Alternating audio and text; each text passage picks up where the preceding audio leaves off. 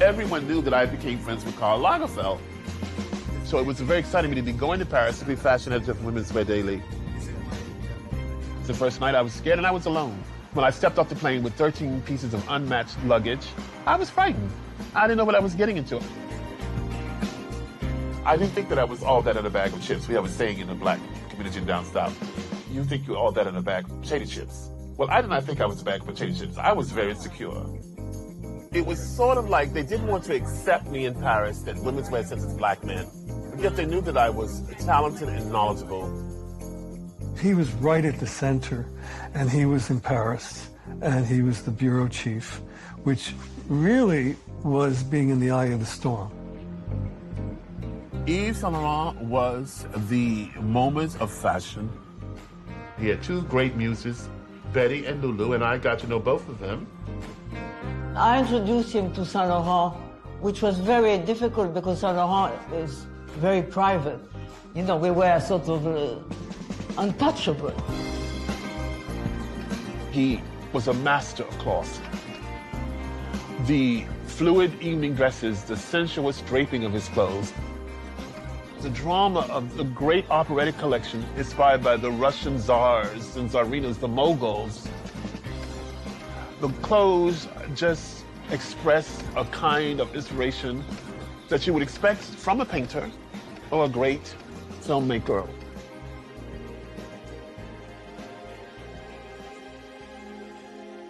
The first most important thing I had to write about was the Yves Saint Laurent collection in January of 1978. When Munya came down the runway to the tunes of Porgy and Bess with a silver lacquer straw boater and a pale pink suit. Yves Saint Laurent strutted out Broadway, City Lights, Bourbon Street, and Big Time Jazz in a couture collection that is certain to be one of the most influential he has ever done. Imagination, wit, zest, vitality, and energy marked the show from start to finish. It was only a few weeks ago that I was driving home and heard Porgy and Bess on the radio, said Yves. Then I realized I had the answer. For me, Porgy and Bess is the epitome of the American spirit. It is modern, sexy, amusing, and full of gaiety. It was just amazing that he would listen to Porgy and Bess and interpret the South through Gershwin, through the black women of the South. The way my relatives went to church. It just hit home.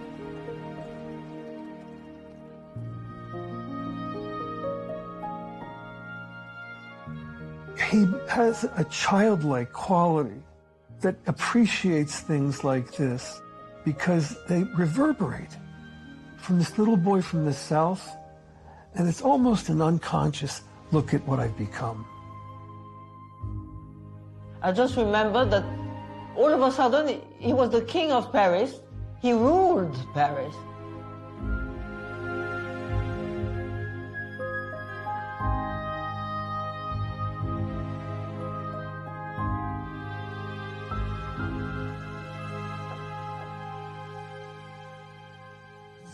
Beautiful six-ply cashmere, utter luxury, total simplicity, double-breasted cashmere, Spencer sweater, the tension of navy blue with the black sweater, navy blue skirt and black. Do you know how sophisticated it is to marry navy blue with black? Most women don't have the courage. These are the kind of clothes that are investment clothes. You can get a tax write-off for all the clothes if you donate them to the Costume Institute. You know, even rich people have a way of economizing these days.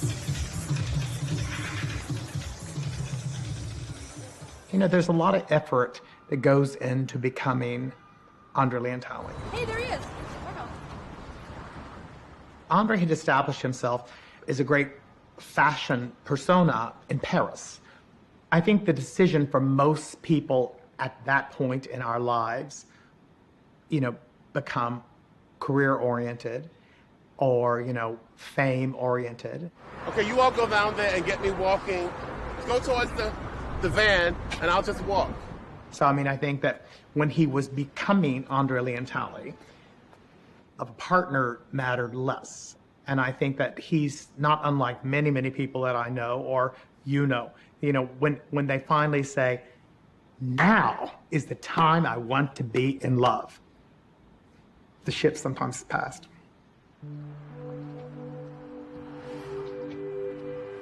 Listen, I have no love life. There is no such thing as a love life. I've never had a love life. I was busy doing my career. That is the flaw in my life that is there. I never have fallen in love or have never experienced love. I wish that I could have found someone to live with this. Tom Ford has found someone to live with. Or I wish that I could have found someone to live with as my friend George Malcolm is, who's been with someone for 40 years. But I kept moving on. I kept loving the world that I was in. I love the world of Paris. I love the world of fashion. I love the world of the runway. I certainly have loved my career. But as for falling in love, I don't know about that. You have to have a curiosity, and you have to like what you're doing. Of course, I love Paris. It's wonderful. It's the mecca of style.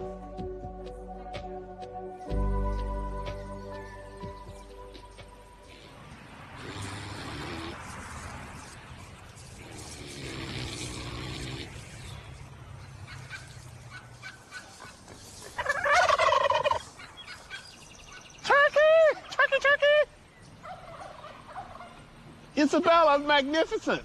They are beautiful, aren't they? They look like bears. Oh, my goodness. These Aren't they pigs wonderful? are beautiful. The black one is Boris, and the red one is called Pepe. Hello, the chicken is amazing. And this chicken, she's beautiful. I call her Andy Warhol because of the hair. Oh, he loves it. Oh, but Pepe is a she. No, that's his penis, but he's inside. What are those little things? This. The dots. What are those little nipples? Yes, yeah, well, also male have nipples. That is, in science, is one of the big questions. Why do male have nipples? Why do the males have nipples? Yes. How many covers did you have in Vogue in the 80s? Maybe 500, 600? Yes. 600? I don't know, September. I had 3 on the road: September, October, November. Oh, wow, I remember. Amazing. I was at Vogue in '83, and you were already famous. You had all these covers. But for me, photography, I mean, my hook to fashion was always image. In a way, yes, you know? Yes. And I love wearing clothes because it was part Yes. of the image. Of the image, yes, Yeah. yes, yes. Yeah, a visual art. Yes, yes. When I got to Vogue in '83, it was under the leadership of Grace Mirabella. I don't think Grace Mirabella understood me at all. To illustrate that feathers were in Saint Laurent Couture, I took this historical photo of a native African man wearing feathers in his hair.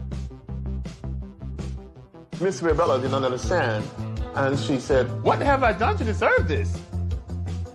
It was fear eats the soul, and she was fearful of these feathers on this African man, and she was not going to have it in her pages of Vogue. I went back to Anna Wintour's office, and she said, "Andre, move on."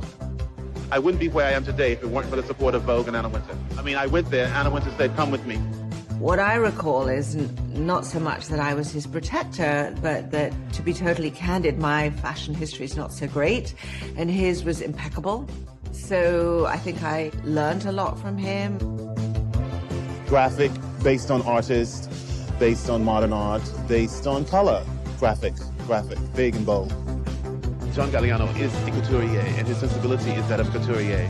This is a fragile poet, an endangered species in the fashion world. Ascot, wedding, chapel, ceremony, reception, palace, Buckingham. Fashion should have more joie de vivre. But why don't we see it on the street? Darling, it depends on what street you're walking on and going down and what time of day. People need mohair for the fireplace, darling. I mean, there are ladies who just stoke the fire with these fabulous couture dresses. You know, it's Christmas Eve and you've got to light the fire, darling. For Yule log, darling, please. His bombastic personality and his passion, sweeping through the corridors, yelling Andre-isms. Saucy with style. Gave people energy themselves and to take risks. Why are you being so low-key? You know, if Schiaparelli could do lobsters for the Duchess of Windsor, huge, splashy, orange lobsters in like 1939 or something, why shouldn't suddenly people be wearing huge roosters on evening clothes? Why not? This is a look. Oh, this is a look. John took a section in the couture, and it was, you know, Eskimos were treated like the aristocrats, and the aristocrats were treated like the serfs. An aristocrat could be turned into an Eskimo aristocrat.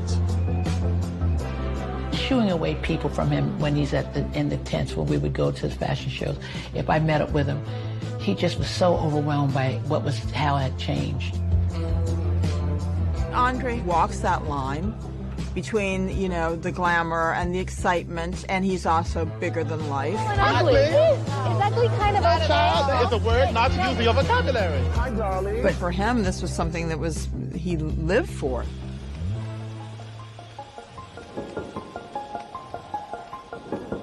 There are moments in fashion shows when I cried.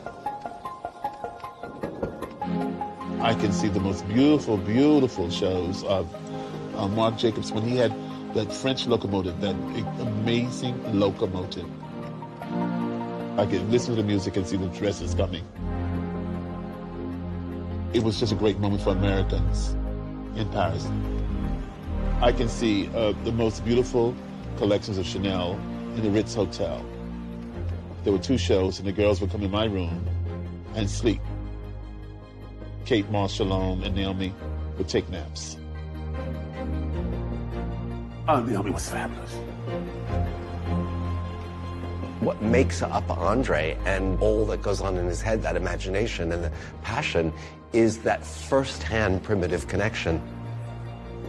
He sat in those shows and looked through his eyes and felt the music, the models, the way they moved. You were fabulous. It's about the lifestyle. It's about the love. And it came through in the pages of Vogue. At the time, a page edited by Andre was like what a printed image in a magazine should be. And more than that, he did embellish the unreality. That is what a magazine should do, transport you, move you.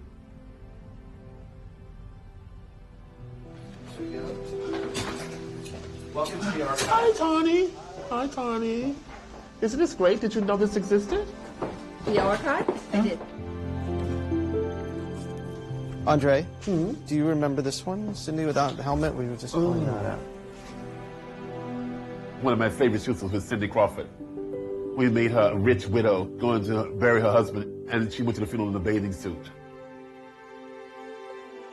She's walking through Monte Carlo. She's got this big black veil. And a woman in a veil is a very special thing. Jackie Kennedy in the veil of Sisi, the Empress of Austria.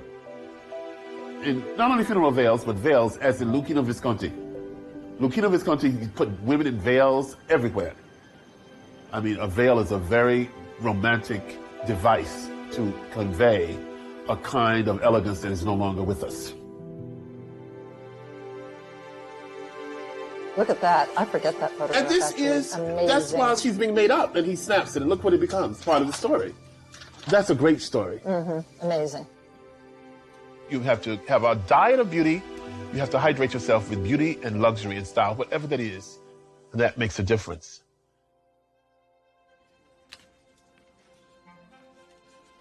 Scarlet in the Hood was a shoot that I did for Vanity Fair. It's a spoof on Gone with the Wind. The blacks are the aristocrats, and the white people would be the servants. And Naomi Campbell became Scarlett O'Hara in the most expensive Chanel dress. John Galliano became a servant in the house, and Manolo Blahnik was a gardener. Andre is very good at putting fashion in a more of a cultural context. I mean, I think only an African-American man could have pulled something together like this, and only somebody like Andre could have executed.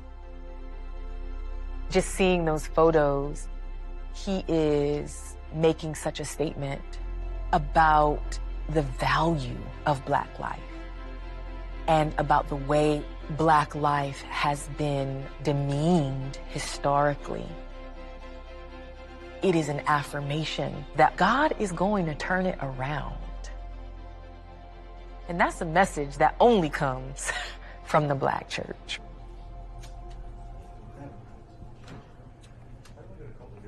Hello, testing 1, 2, 3. Talking to the mic.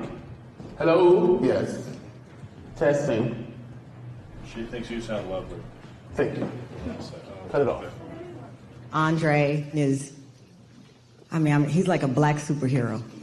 You know, he's fashion, he's elegance, he's intellectual, he's loving. So please join me in welcoming Andre Leon Talley.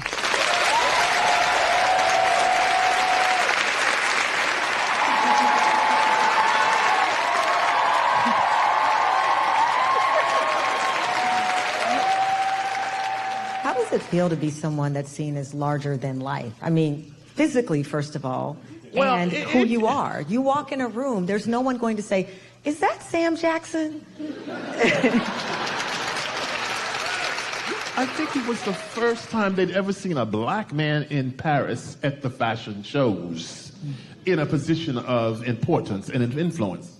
You were not on TV screaming injustice, injustice. No. Why did you think that was the best strategy? Oh, it's just the best strategy because that's the world I moved in. It was a very sophisticated, structured world, and those were kind of the attitudes imposed upon me. You didn't just go screaming, you know. After all, it was Vogue, darling. Vogue has a certain kind of level of standards. Vogue. Just the very word you say Vogue, you got to act it. You got to stand up. Vogue. Yes. It's musical, isn't it? Vogue. Yeah.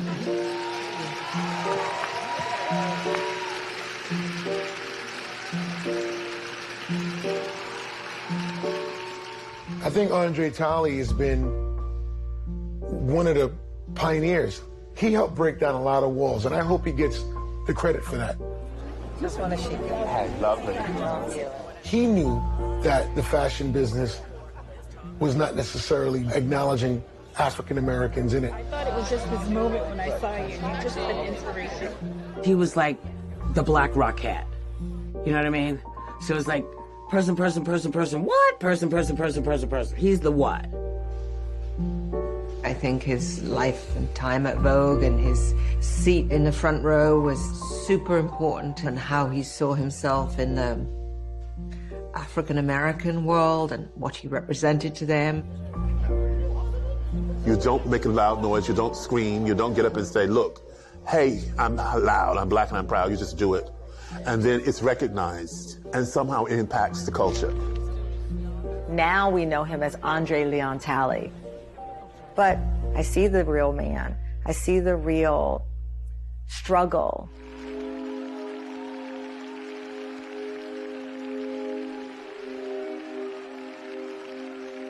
I think that Andre had some ambivalence about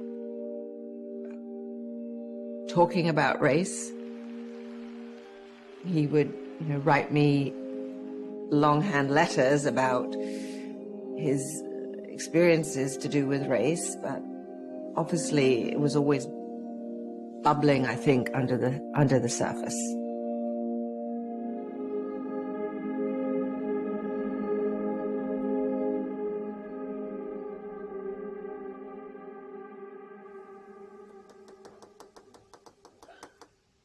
People have said many bad things about me. A former editor of Women's Wear Daily, and I will not mention his name because I respect him enough, he's still alive. But one of these great editors of Women's Wear Daily says, you've been in and out of every designer bed in Paris. This is when I was working in Paris with Women's Wear Daily. And that hit me at home so hard. It was so brutal that someone thought that I had been in and out of every designer bed in Paris. So what were they calling me? A whore. And someone also accused me that you must have slept with Mrs. Vreeland, because a Black man couldn't have been that close to Mrs. Vreeland without having had an affair with her. And the person is someone that I love. And I thought, I'm just going to let you say that, and I'm just going to let this ride because this is really ignorant and it really is hurtful, whether you're serious about it or not. I didn't even qualify or quantify the statement. I just let it ride over me. But this is because people think that you're stereotyped. If the person says you slept in and out of every bed, it's like you're some Black black, what do you call them? Black buck. You know, you're some black buck sleeping around with people. You're getting all this information. You're getting access to all these great designers because you're a black buck or something. You can't be close to Mrs. Freeland because you must have gone to bed. How offensive, how rude, and how absolutely incredible someone would have that thought. I came from the segregated South. I had to be well aware of the things of between black and white. So when the man said I was sleeping in out of beds at Vogue, was I a black buck? No, I was not a black buck. So that was like a stereotype about slaves, you know? It was like, oh, well, they must be attracted to him sexually or something. It was just ugly and dirty. So, you know, although I am from the South and I really realized that we had made advances by the time I got to Vogue, there were still some moments like that. They used to call me Queen Kong. A woman in Saint Laurent who used to call me Queen Kong. I was like an ape. King Kong, Queen Kong. They were saying I was a gay ape Queen Kong. And that went on. And I knew this from very close friends. I never confronted her because these things I internalized and kept them bottled up.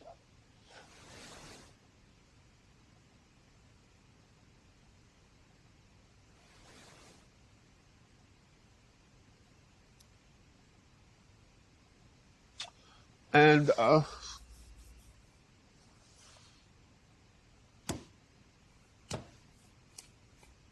you know how much I wish my grandmother had been alive to have seen this? My grandmother was dead. People always say, how do you do it? How have you put up with this world for so long? I say, through my faith and my ancestors, you know. They put up with slavery for so long. Lynching. Voter suppression. Beatings. When you see these things, when I was growing up, when you see these pictures on the television, they were amazing to me. Dogs being let out on people, fire hoses, white cops kicking women. It all impacted me too.